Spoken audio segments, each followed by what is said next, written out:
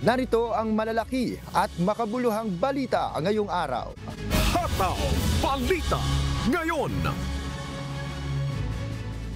Medyo may bad news po para sa mga motorista dahil magkakaroon po ng dagdag bawas sa presyo ng mga produktong petrolyo ang mga oil industry player bukas, araw po ng Martes, March 5. Batay po sa inisyal na pagtaya ng oil companies, tataas ng 40 hanggang 60 sentimos ang presyo ng bawat litro ng gasolina. Gayunpaman, may good news naman dahil posibleng magkaroon ng bawas na 30 hanggang 50 sentimos ang kada litro ng gasolina. Habang ang presyo naman ng kerosene ay inaasahang may rollback na 20 hanggang 40 sentimos. Bunsod pa rin ang pabago-bagong galaw sa presyo sa international market ang inaasahang panibagong oil price adjustment. Hataw Balita ngayon. Dumating na sa Melbourne, Australia si Pangulong Ferdinand Marcos Jr. kasama ang First Lady para sa isasagawang Association of Southeast Asian Nations o ASEAN-Australia Summit. Ayon sa Pangulo, nakatakda itong magkaroon ng bilateral meetings kasama ang mga Prime Minister ng Cambodia at New Zealand na layong pagtibayin ang ugnayan ng Pilipinas sa mga nabanggit na bansa. Nakaschedule din si Pangulong Marcos Jr. na i-promote ang mga negosyo sa Pilipinas sa pangunguna ng Department of Trade and Industry at makikipagkita rin si PBBM sa Filipino communities sa Melbourne. Hataw Balita ngayon. Nagtala ng bagong kasaysayan si Pangulong Ferdinand Marcos Jr. nitong Sabado, March 2 bilang kauna-unahang presidente ng bansa na bumisita sa lalawigan ng Basilan sa Mindanao. Kinilala ng Pangulo sa kanyang camp visit sa 64th Infantry Battalion ang mga hakbang ng militar upang mapalakas ang seguridad sa rehiyon, habang ipinaabot naman ito ang kanyang tiwala sa kakayahan ng grupo na mapanatili ang kapayapaan sa lugar. Hinimok din ni PBBM ang mga hukbo na siguruhin ang pagkakaroon ng mapayapang eleksyon sa Basilan sa susunod na taon. Hataw Balita ngayon. Kinumpirma ng Philippine Navy na nasa labas na ng Philippine territory ang mga barko ng China na namataan sa Philippine Rice o mas kilala sa tawag na Benham Rice. Ayon kay Commodore Roy Vincent Trinidad, tagapagsalita ng Philippine Navy for the West Philippine Sea, dumaan lang mano ang mga Chinese vessel at nasa labas na ng exclusive economic zone ng Pilipinas. Sa social media post ni American Maritime Security Analyst na si Gray Ray Powell nitong Biyernes, March 1, sinabi nito sa kanyang X account na dalawang search vessel ng China umano ang umalis noong February 26 galing sa Guangzhou, China at patungo sa Luzon Strait. Hataw Balita ngayon. Inundina ng Chinese Embassy kahapon, March 3, ang naging pahayag ni Philippine Ambassador to the United States, Jose Manuel Romualdez, noong Miyerkules kaugnay ng issue sa South China Sea at posibleng tensyon ng China sa Taiwan. Sa isang pahayag, ituligsa nito ang sinabi ni Ambassador Romualdez at iginiit na hindi makatutulong sa issue ang ginagawa nitong aksyon, kundi bagkus ay mapapalala pa niya ang tensyon sa rehiyon at mag-aalis ng kapayapaan. Hinimok din ng China si Romualdez na itigil na ang pagpapakalat ng balita ukol sa umano'y teroryang banta ng China at ang pagtayo nito bilang tagapagsalita ng ibang bansa. Hataw Balita ngayon. Plano ng Bureau of Fire Protection na mapunan ngayong taon ang nasa 123 na bayan sa bansa na wala pa ring fire station at fire truck. Bahagi ito ng paghahanda ng ahensya ngayong Fire Prevention Month. Ayon sa ahensya, simula pa lamang ng buwan ng tag-init, subalit umabot na sa 3,044 ang naitalang sunog ng BFP sa buong bansa simula January 1 hanggang March 1, na mas mataas ng 25.6% kumpara sa kaparehas na panahon noong 2023. Posibleng tumaas pa ang bilang ng sunog lalo na't umiiral pa rin ang El Nino sa bansa na sanhi ng mainit na panahon. Kaya panawagan ng BFP maging reasonable at magkaroon ng karampatang pag-iingat para maiwasan ang sunog. naglagay po ng pondo ang presidente natin na i-cover natin before the year end. So i-cover talaga natin lahat po bago matapos ang taon, magkakaroon na po ng fire station. Hataw Balita ngayon. Binalaan ng pambansang pulisya ang publiko laban sa nauusong vacation scam ngayong nalalapit na ang long holiday. Isa itong uri ng information and communication technology crime kung saan nagpapanggap na lehitimong establishmento ang mga scammera. Nag-aalok ang mga ito online ng accommodation services sa mas murang halaga. Matutuklasan na lamang ng mga biktima na wala palang ganitong establishmento pagdating nila sa lugar kung saan sila kumuha ng reservation. Payo ng PNP sa publiko, alamin kung lehitimo ang mga travel agency na kanilang nakakatransaksyon upang hindi maloko ng mga sinasabing promo ng travel packages.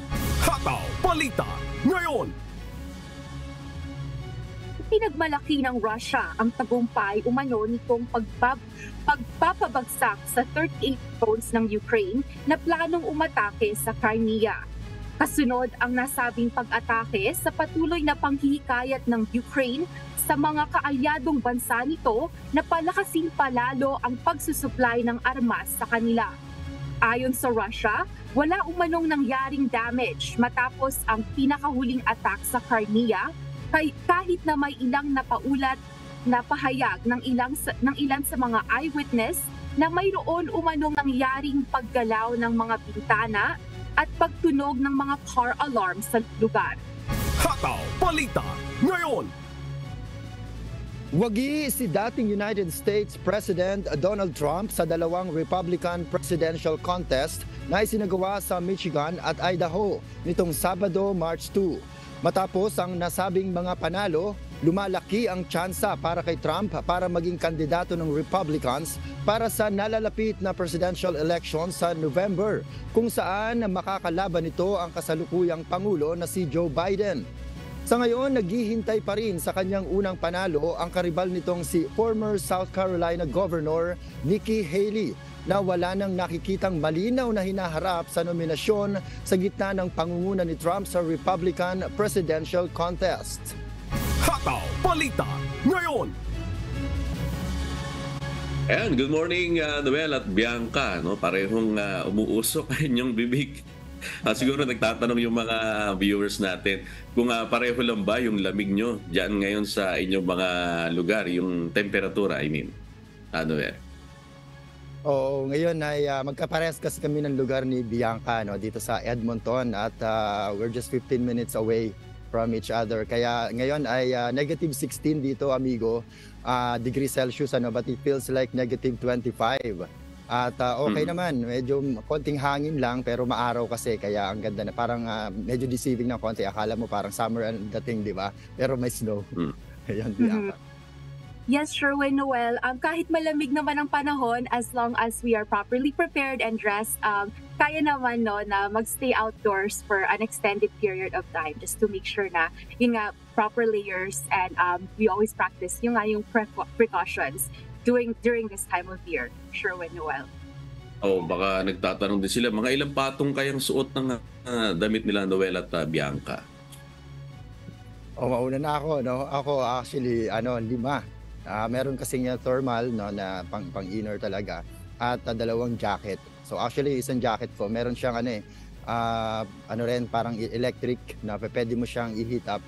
Pero medyo hindi rin sapat. Talagang sa tama yung sabi ni Bianca, talagang kailangan bundled up. Kaya yun, yung mga exposed na balat kagaya ng sa mukha, talagang mararamdaman mo rin yung lamig, amigo. Kumakagat. Yes, that's right, Noel. Ako naman, three layers lang naman, Noel, Sherwin.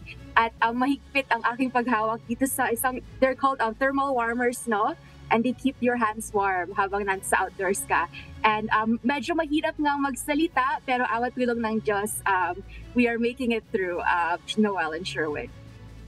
Ayun, at least nagkakaroon din ng idea yung ating mga viewers, ano? Especially dito sa Pilipinas, yung mga nagtatanong na ating mga kababayan. Pero ang PNP merong babala sa ating mga kababayan dito sa Pilipinas dahil nga doon sa vacation scam na tinatawag. Mostly nangyayari yan sa mga sa mga online, dahil madalas yung ating mga kababayan diyan naman na nagse-search ng mga pinupuntahan o gusto nilang puntahang lugar dito sa atin. Especially, malapit na kasi yung long vacation dito Noel at Bianca. Oo nga, and it's good to extend rin yung babala o yung warning na yan, hindi lang sa Pilipinas, kundi lalo na dun sa mga OFWs na nagpaplano rin umuwi ng Pilipinas. At syempre, dun sa pag-uwi nila, isa sa mga nasa bucket list syempre dyan, yung pagbisita sa mga magagandang mga lugar dyan, yung mga tourist spots natin. At syempre yan, pinapaalala din natin sa mga kababayan natin na nasa ibang bansa na mag-ingat, mag-double check. At kahit dito sa Canada, marami tayong nakakausap dito na excited umuwi ng Pilipinas at magbabakasyon sa ganitong mga lugar. At yan, isang napakagandang paalaala din at maiparating natin sa kanila.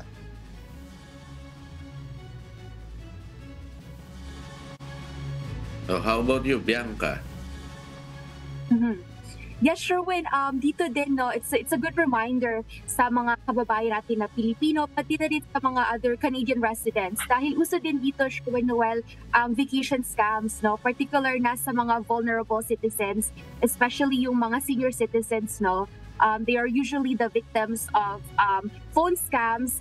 Kaya it's very important to always remind them na to be careful yung mga tumatawag na scams, to always watch out for them. And as community members, we should always watch out for our vulnerable community members, especially yung mga senior citizens natin, Sherwin and Noel. Siguro makakatulong din yung yung pagbabasa ng mga reviews, lalo na kung magaganda yung reviews at marami namang nakapunta na talaga ron at pwedeng i-verify kung talagang nag-e-exist yung mga ganong establishment o yung mga pupuntahang lugar.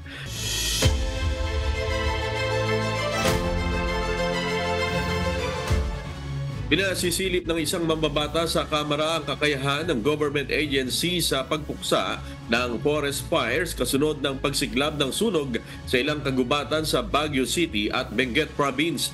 Inihain ni Benguet Lone District Representative Eric Yap ang House Resolution number 1603 upang hikayatin ng House Committee on Natural Resources na magsagawa ng investigasyon in aid of legislation sa kapasidad at kahandaan ng mga kinuukulang ahensya ng pamahalaan sa pagtugon sa forest fires. Sa ulat, mahigit na sa 200 sunog sa kagubatan ang naitala sa probinsya ng Benguet kamakailan. Naranasan din ang ganitong sakuna sa Mountain Province, Abra at maging sa Baguio City. Ayon kay Congressman Yap, bagaman kinikilala ng Kongreso ang effort ng iba't ibang ahensya ng pamahalaan, may pangangailangan pa rin busisiin ang kakayahan ng iba't ibang ahensya ng gobyerno. Ito para mapigilan ang pinsala na dulot ng mga ganitong pangyayari. Sa datos ng Bureau of Fire Protection o BFP, tumaas ang insidente ng forest at grass fire sa Cordillera Administrative Region. Hataw Balita ngayon.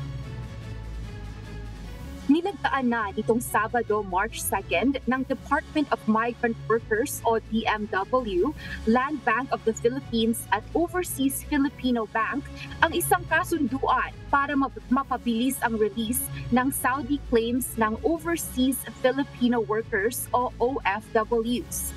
Sa pamamagitan ng naturang hakbang, mapabibilis ang proseso ng mga tseke mula sa gobyerno ng Saudi Arabia para sa hindi nabayarang sahod, benepisyo at iba pang hinaing ng mga displaced OFW na nawala ng trabaho matapos ma-bankrupt ang kanilang mga kumpanya sa nasabing bansa noong 2015 at 2016. Nabuo ang nasabing kasunduan kasunod ng nangyaring sideline meeting ni Pangulong Ferdinand Marcos Jr. kay Saudi Crown Prince Mohammed bin Salman sa isinagawang ASEAN Leaders Summit sa Bangkok, Thailand noong nakaraang taon. Hataw Balita ngayon. Oy, good news naman po para sa ating mga senior citizen. Dahil inilabas na po ang schedule para sa pamamahagi ng second semester social pension sa Pasay City. Simula ngayong araw ng Lunes, March 4, magsisimula ang schedule na naka-assign para sa mga piling barangay na hinati naman sa birth month ng mga senior, partikular na ang mga magbe-birthday sa March at April. Makukuha sa OSCA office ang mga pensyon mula alas 9 ng umaga hanggang alas 4 ng hapon. Dalhin lamang ang photocopy ng Pasay OSCA ID o kung magpapadala ng authorized representatives ay kailangang magdala ng authorization letter, photocopy ng valid government-issued ID nito at ang mismong original Pasay OSCA ID ng senior citizen na irerepresenta nito. Para sa mga katanungan, bisitahin ang Facebook page ng Pasay City Public Information Office o makipag-ugnayan sa tanggapan ng OSCA o tawagan ang mga numerong 8804-0976 o 8846-7703.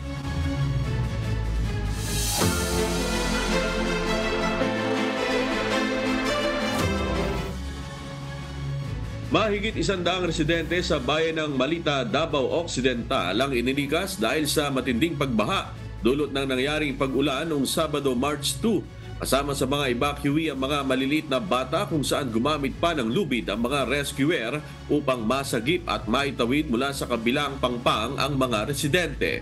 Isang bahay naman na malapit sa ilog ang inanod ng rumaragasang tubig.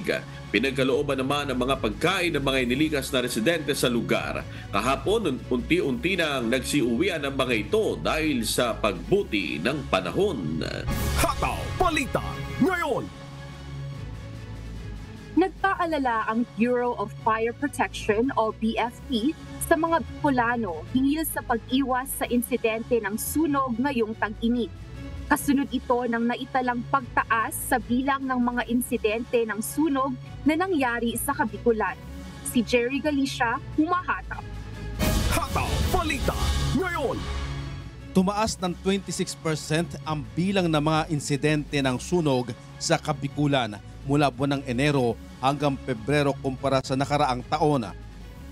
Batay sa datos ng Bureau of Fire Protection o BFP, nasa 74 na insidente ng sunog noong nakaraang taong 2023 ang naitala kumpara sa parehong panahon ngayong taon na umabot na sa 119 kaso ng sunog. Paalala ng pamuno ng BFP sa ating mga kababayan na sundin ang mga pag-iingat sa mga kadalasang mga nagiging sanhi ng sunog lalo na ngayong tag-init. Binalaan ng ahensya ang publiko sa mga overheating at overloading ng mga kagamitan o appliances, pati na ang short circuit particular sa mga substandard na mga electrical at octopus wiring. Ang pangkaraniwang na itatalang sanhi ng nagdudulot ng sunog sa rehiyon ay ang faulty electrical wiring, mga tuyong damo at dahon, at mga upos ng sigarilyo na tinatapon sa mga basurahan. Patuloy naman ang ginagawang inspeksyon ng mga kawani ng BFP sa mga business establishment at nagsasagawa na rin sila ng regular capability training sa lahat ng fire officers sa buong Kabikulan. Pinaalalahanan din ang publiko na siguraduhin naka-unplugged ang lahat ng electrical appliances bago lisanin ang kanilang mga tahanan o bago matulog upang makaiwas sa pagkabigla. Nagpaalala rin ang ahensya na iwasan na unahin ang paggamit ng social media sa paghingi ng tulong kung magkakaroon ng sunog. Magsasagawa rin ng Fire Prevention Month activities ang Bureau of Fire Protection o BFP Bicol sa Peñaranda Park sa Legazpi City sa March 5. Jerry Galicia, humahataw sa Balita Ngayon. Hataw Balita ngayon. Arestado sa isinagawang buy-bust operation ang dalawang high-value individual sa San Mateo, Rizal. Kinilala ang dalawang suspect na sina Andrew Quiroz Martez alias Andrew at Jessa Espera Lanang alias Jessa na pawang mga residente ng nasabing bayan.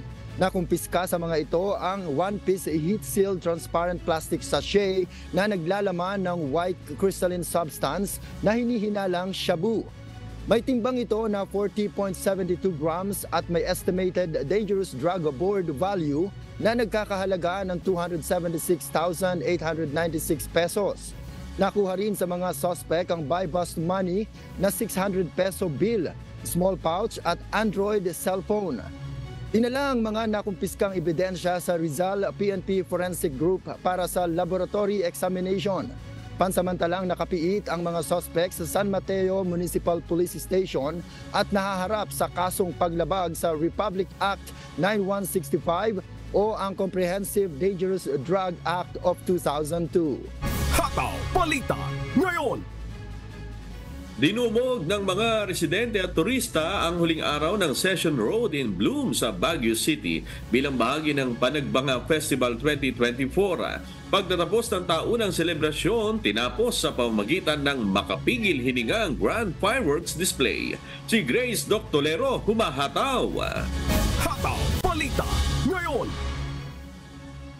Blockbuster ang pila ng dumugin ng mga mamimili ang sari-saring mga paninda sa Session Road sa Baguio City sa huling araw ng Session Road in Bloom na bahagi ng Panagbanga Festival 2024 sa City of Pines. Sa top view, halos hindi mahulugan ng karayom sa dami ng mga tao ang magkabilang kalsada ng Session Road. Bumper to bumper o human traffic ang itsura ng kalsada sa dagsa ng mga mamimiling sinamantala ang huling araw nito. Kahit overcrowded, masaya pa rin ang bawat individual na nakapunta sa session. Kasama na ang mga for-parent kung saan kapansin-pansin ang bit-bit nilang mga alagang aso. Kahit overcrowded, okay naman. Actually, hindi dapat namin isasama, kaya lang wala rin silang kasama sa bahay. So okay lang, para maka-walking din naman. Kung siksikan, maraming pila din sa pagkainan, ganun po. Masaya naman po, para nagagala din po. Since last day po ng Sunday session po namin, parang ito na po yung moment na pwede namin ilabas yung aso po namin po. Tapos yun, kung may mga sales na rin po na medyo mababa, sulitin na rin po ngayong araw at maraming tao po. Dahil last day na ang Session Road in Bloom, marami ang nakasale. Mayroon ding buy one, take one. At ang ilan naman, mayroong 50% discount. Sa ngayon po, naka-all out sale na po kami para hindi na po makapag-uwi ng mga ibang paninda po. Paano all out sale? Meron po kami mga 75% off, 50% off, 33% off. Depende po sa product po. Ilan sa mga pinilahan ang popular na Chinese street food na tanghulo strawberries o candied sugar strawberry at wallets and bags na mayroong anime-featured drawings. Dahil dinudumog ang mga paninda sa bawat stall, doble ingat ang mga vendors sa mga nagkalat na peking 1,000. Gaya na lamang ni Mary Jane Alvarez na muntik na umanong mabiktima ng modus. May nagparesibo man nagpalista sa amin ng number na ganito. So 71 siya. Pagbigay ng pera, binigay namin sa loob, nakita ngayon nung sa cashier namin na peke. Ngayon tinawag namin yung number na yon. Nawala na yung mama, nawala na yung number, pati yung ganito namin nawala na rin. Buti na lang at may money fake detector silang ginamit noon kaya nila nabisto ang ibinayad na peking pera, ngunit sa kasamaang palad ay hindi nahuli ang may-ari nito. Sa dagsa ng mga tao, mahigpit din ang ginawang pagbabantay ng mga pulis ng Baguio City Police Office sa mga kawatan, lalo na ang mga pickpocket. Napapanatili ng mga otoridad ang police visibility sa bawat lugar sa Session Road. Samantala, formal namang nagtapos ang Panagbanga Festival 2024 sa pamamagitan ng isang makapigil hiningang Grand Fireworks Display na nagpawaw sa mga turista at residente ng summer capital ng bansa. Grace Doctolero, humahataw sa balita ngayon.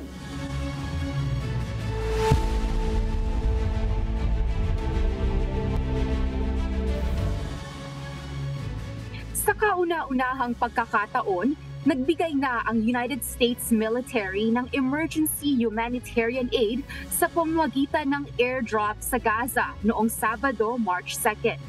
Kasunod ito ng pagkasawi ng mga Palestino sa pila ng pagkain na sanhi ng lumalalang humanitarian catastrophe sa lugar. Mula sa Maine, USA, may humahataw na balita si Lea Solar live. Hataw Balita ngayon. Yes, Lea, may ibang bansa ba na nagbigay din ng tulong doon sa Gaza? Yes, Bianca, nagbigay din ng tulong o humanitarian aid para sa Gaza ang ilang bansa, partikular ang mga bansang Jordan at France. Ayon sa United Nations Office for the Coordination of Humanitarian Affairs, nanganganib na sa tagutom ang 576,000 na tao doon. Gumamit ng C-130 transport aircraft ang Estados Unidos na nagbaba ng mahigit sa 38,000 na pagkain sa Mediterranean coastline ng Gaza.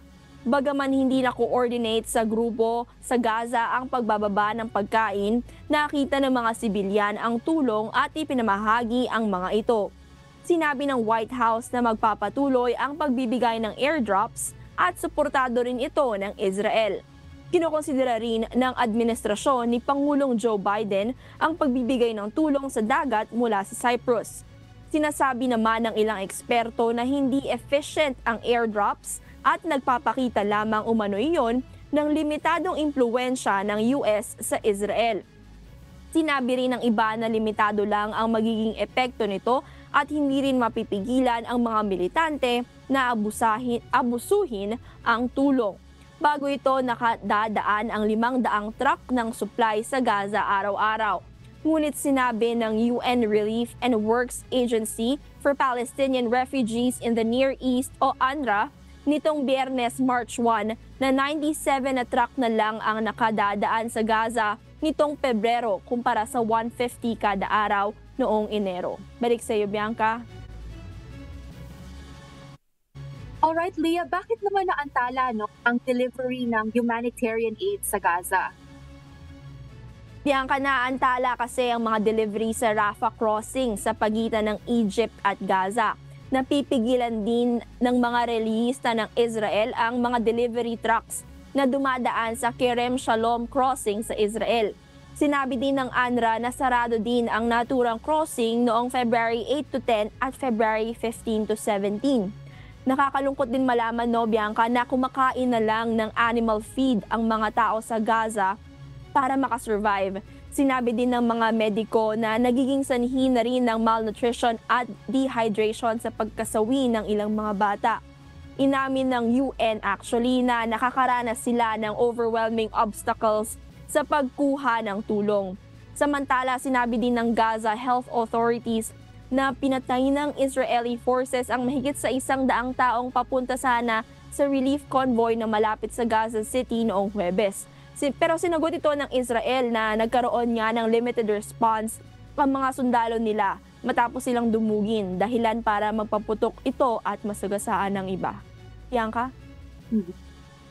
Alright, salamat Leah for your detailed update mula sa Maine, USA. Hataw Balita ngayon.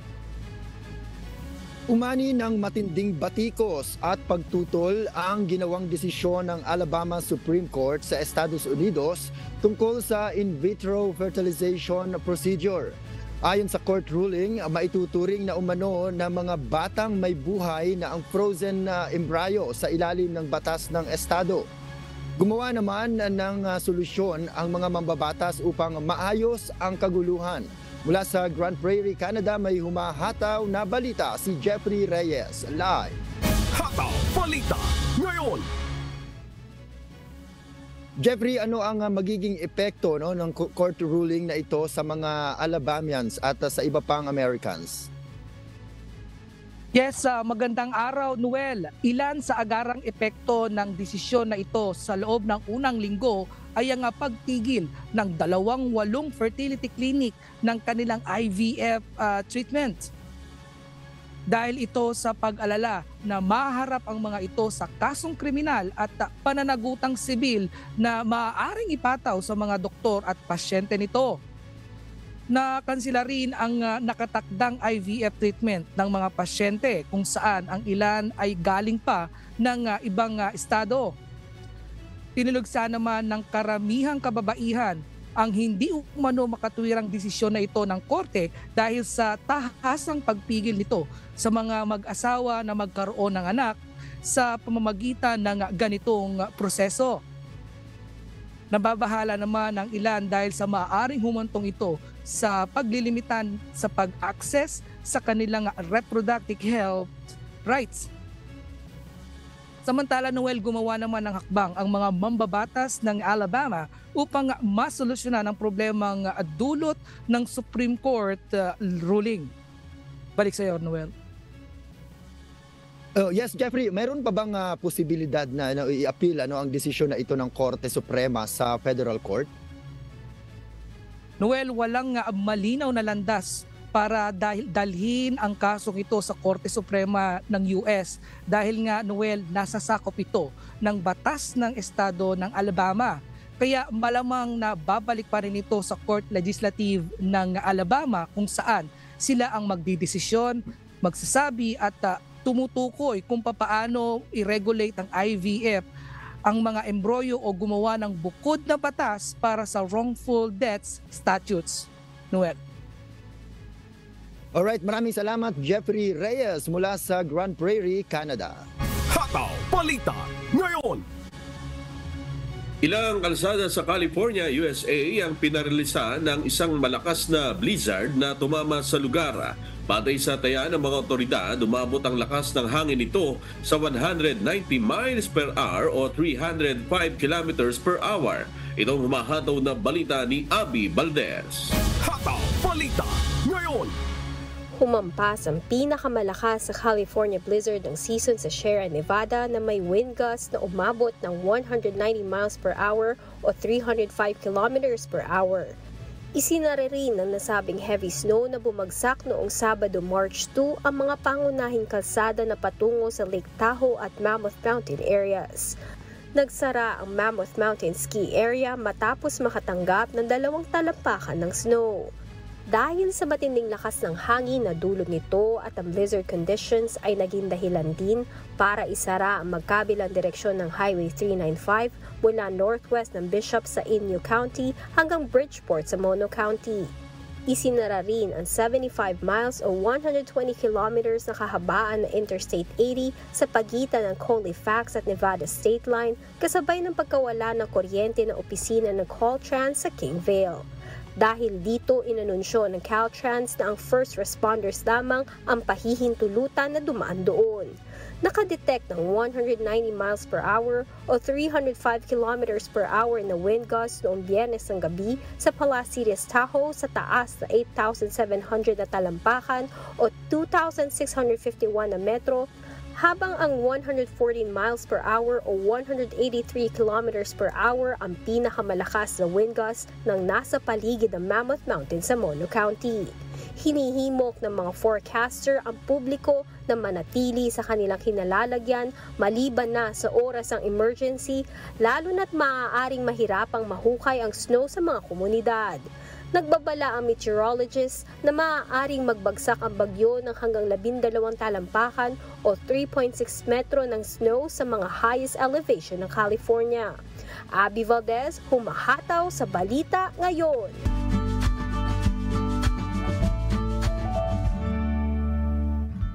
Alamin ang magiging lagay ng panahon sa iba't ibang bahagi ng bansa ngayong araw ng Lunes. Panoorin po natin ang update mula sa Philippine Weather Bureau Pag-asa. At sa ating latest satellite images, makikita natin ang northeast monsoon o amihan ay nakakapekto partikular na dito sa may extreme northern Luzon na magdadala ng mahihinang pag-ulan partikular na sa Batanes, Cagayan at Isabela. Ang easterlies naman o yung hangin nagmumula sa karagatang Pasipiko ang siyang magdadala ng generally fair weather pero posible pa rin yung mga pag-ulan lalong-lalo na sa may silangang bahagi ng ating bansa. Inaasahan nga natin ngayong araw medyo mainit at tanghali pa rin ang ating mararanasan at sa mga susunod na araw ay mas iiral pa nga itong easterlies o yung hangin nagmumula sa karagatang Pasipiko. Base naman sa ating mga pinakahuling datos, wala pa rin tayong namamataan na anumang low pressure area. Posible hanggang sa at least for this week, maliit yung chance ang magkaroon tayo ng bagyo na papasok o mabubuo sa loob ng Philippine Area of Responsibility. Sa kasalukuyan, wala rin tayong nakataas na gale warning pero inaasahan pa rin natin ang katamtaman hanggang sa maalong karagatan, partikular na sa ilagang bahagi ng bansa at sa may silangang bahagi ng ating kapuluan, delikadong maglayag, lalo na kapag meron tayong mga thunderstorms. Pero sa ngayon, dahil nga wala tayong gale warning, kahit yung maliliit na mga bangka ay maaring pumalaot sa mga baybayin ng ating bansa. At ang araw naman natin ay sisikat mamayang 6:11 na umaga at lulubog ganap na 6:05 ng gabi. At napanood po natin ang update mula kay Pag-asa Weather Specialist Obet Madrina. Tandaan, sa bawat araw na ating nasisilayan, tayo magpasalamat sa Diyos na may lalang.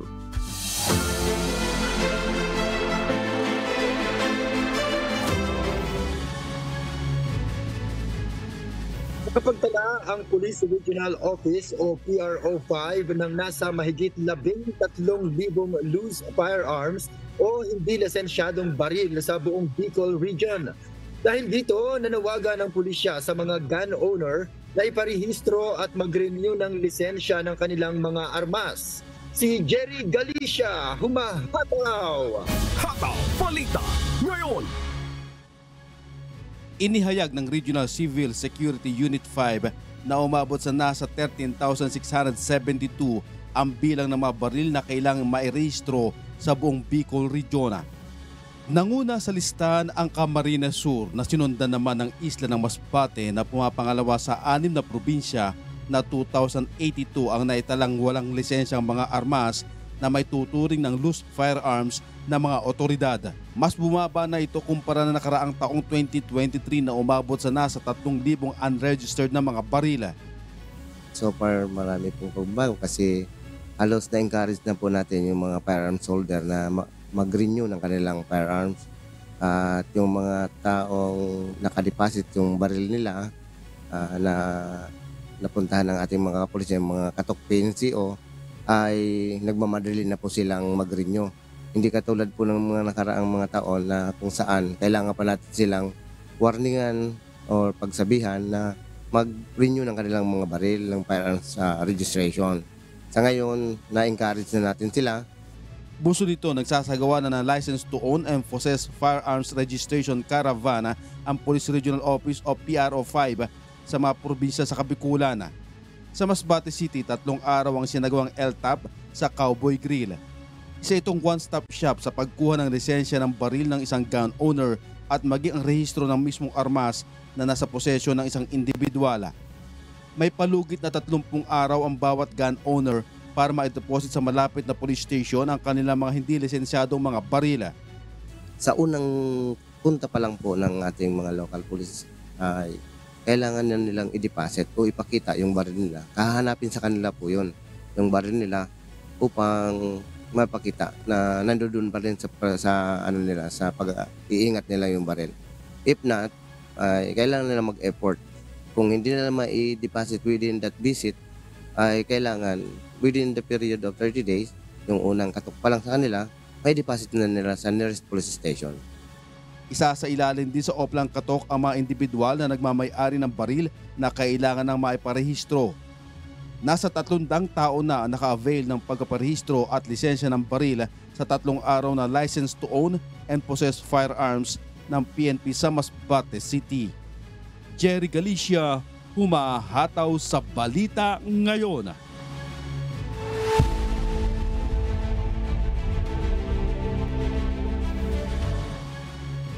Inanunsyo ng United States Food and Drug Administration o FDA na mayroon ng limited claim na ang pagkain ng yogurt ay makatutulong upang mabawasan ang panganib ng type 2 diabetes.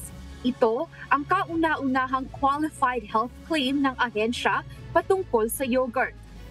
Mula sa Winnipeg, Canada, may humahataw na balita si Miguel Moldez live. Hataw Balita ngayon. Miguel, gaano na ba katagal na pinag-aaralan ng FDA ang benefits ng pagkain ng yogurt? Bianca, umabot ng halos 5 taon ang ginawang pag-aaral ng United States Food and Drug Administration o FDA. Saka nito inanunsyo ang nasabing qualified health claim na ito tungkol sa benepisyo ng pagkain ng yogurt. Sinabi rin ng ahensya ng ebidensya patungkol sa yogurt ay limitado at nangangailangan ng disclaimer para sa mga mamimili. Gawa sa fermented milk ang yogurt at natuklasang mayaman sa calcium, protein, vitamin B at minerals, particular na ang magnesium, phosphorus at potassium. Ayon sa ahensya, makakatulong ang pagkain ng yogurt ng at least 2 cups o 3 servings a week sa isang individual upang mabawasan ang panganib ng type 2 diabetes. Sinabi naman ni Dr. Marian Nestle, isang nutritionist at molecular biologist, na hindi siya sang-ayon sa pag-aaral ng FDA na walang kaso ang dami ng asukal ng yogurt. Aniya, ang mataas na pagkain ng matatamis ay nauugnay sa pagkakaroon ng diabetes sa mas maraming mga pag-aaral. Mahigit kumulang 38 million sa Estados Unidos ang apektado ng diabetes at 462 million naman na individual ang meron nito sa buong mundo. Balik sa inyo, Bianca. Alright, Miguel, no, bakit nga ba nagsimulang imbestigahan ng FDA ang yogurt? Well, Bianca, nagsimula ang investigasyon dahil sa isang petisyon galing sa The Known Food and Drink Company dahil sa kanilang petisyon, nagkaroon ng review ang Food and Drug Administration sa nagawa ng research na may relasyon ng yogurt sa type 2 diabetes.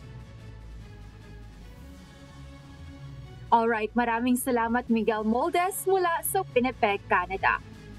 Hataw Balita ngayon!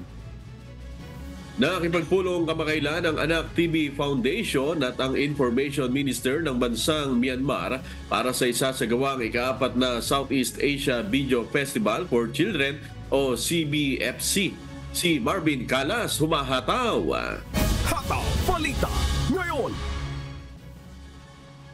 Nagsimula na ang paghahanda para sa ika-4 na Southeast Asia Video Festival for Children o CVFC, ang kompetisyon ng mga professional, aspiring at child video makers sa paggawa ng mga makabuluhang video content para sa mga bata. Ayon sa Anak TV Foundation, ang convener ng naturang video festival na pinangungunahan ng Pangulo nito na si Ms. Elvira Yapgo, target nilang isagawa ang naturang kompetisyon sa Nobyembre nitong taon sa Kuala Lumpur, Malaysia. Bilang paghahanda, nagtungo si Ms. Go kasama ang iba pang representative ng Anak TV sa ilang bansa sa Southeast Asia region upang muling makipagpulong sa government at private media representatives para sa pagre-resume ng aktibidad ng CVFC matapos ang 3 taong COVID pandemic. Isa sa mga napuntahan ng Anak TV ang Myanmar kung saan malugod silang tinanggap ng Ministry of Information para sa isang meeting kasama ang ilang local TV representatives. Tiniyak naman ni Myanmar Information Minister Maung Maung O ang pagbibigay ng kanyang commitment ng kanilang solid cooperation sa naturang festival.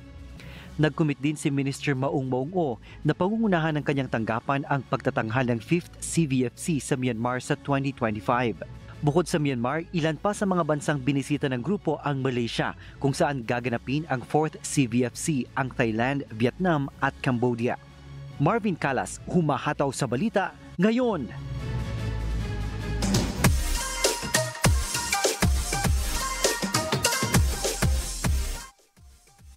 O ito na ang hindi natin makalilimutan, ang pinakaabangan nating lahat. Noel, pwede bang bumate? Pwede!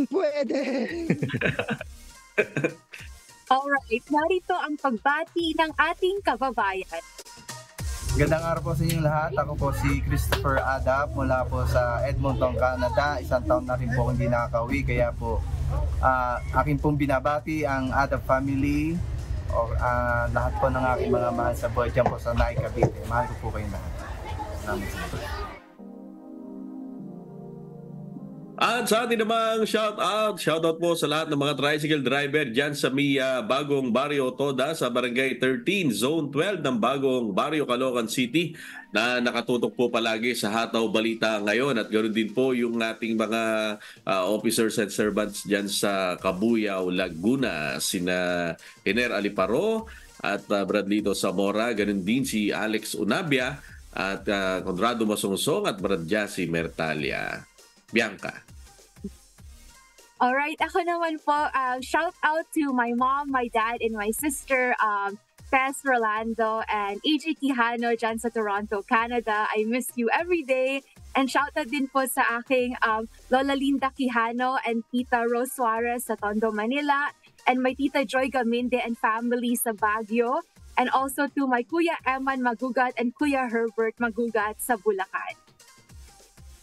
Ayun, at ako rin, babati lang din ang hello po kay Kuya Daniel at kay Ate Arlene at sa lahat po ng mga kapatid na nakita po natin dito sa lugar ng North America ay nakakamiss po yung mga ganong mga tagpo. At salamat sa Diyos sa pagkakataon na nakita-kita. At syempre sa aking mahal na asawa si Arlene na lagi nakasubaybay at sa lahat ng taga-subaybay natin sa UNTV, amigo.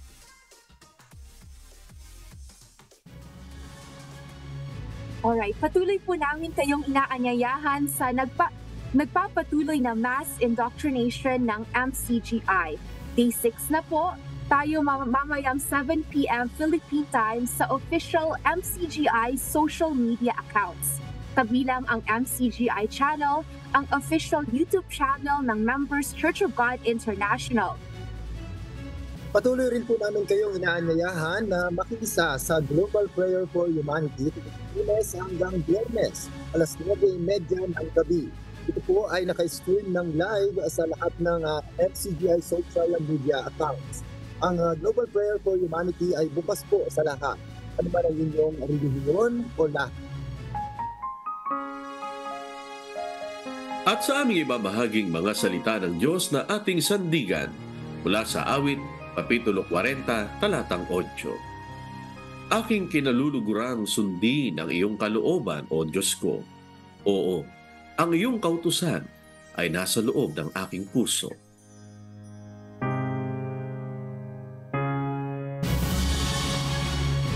At yan po ang mga humahataw na balita ngayong umaga ng Lunes, ika-4 sa buwan ng Marso 2024. Sa ngalan po ng lahat ng bumubuo ng UNTV News and Rescue, UNTV Radyo Libertad 1350 at ng ating mga correspondent mula Luzon, Visayas at Mindanao. Mula po rito sa Pilipinas, ako po inyong amigo, Sherwin Tulubo. At yan po ang mga humahataw na balita sa iba't ibang panig ng mundo ngayong Monday morning, March 4, 2024. Mula rito sa Edmonton, Canada, ako si Bianca Quijano. Ako naman po si Noel Poliarco mula rin sa Edmonton, Canada. At dito sa UNTV at sa UNTV Radyo Libertad 1350, Diyos ang aming sandigan. Serbisyo publiko, aming pinapahalagahan. Isunod na ang Good Morning Kuya. Salamat po sa Diyos at magandang umaga.